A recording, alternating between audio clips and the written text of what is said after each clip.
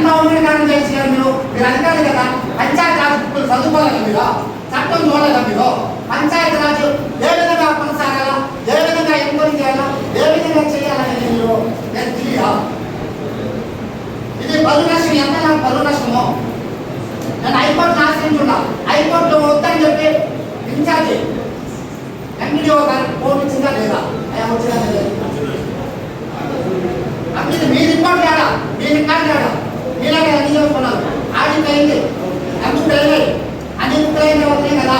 Ground లెవెల్లో inspection report రాసేది డిఆర్డీఓనే కదా.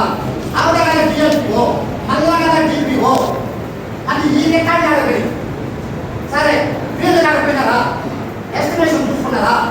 ఏపీలో ఎప్పుడు కూర్చున్నారా? మనిషిని కూర్చున్నారా? ఆకాశ రామాయణ కూర్చున్నారా?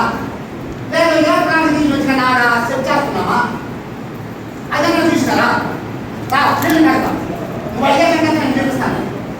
ఇది ఏమి లేకనే నా మీద వైఎస్ఆర్ పార్టీ ఎంపీటీసీలని పార్టీ మీద కక్షతో ఎవరో చేస్తే వాళ్ళతో కుమ్మక్కయ్యి వీళ్ళు అన్యాయకాంతంగా, అక్రమంగా, దౌర్జన్యంగా, చట్టానికి విరుద్ధంగా వీళ్ళు ఇష్టానుసారంగా రికార్డులు తారుమారు చేసేసి వాళ్ళ రికార్డు కూడా తారుమారు చేసి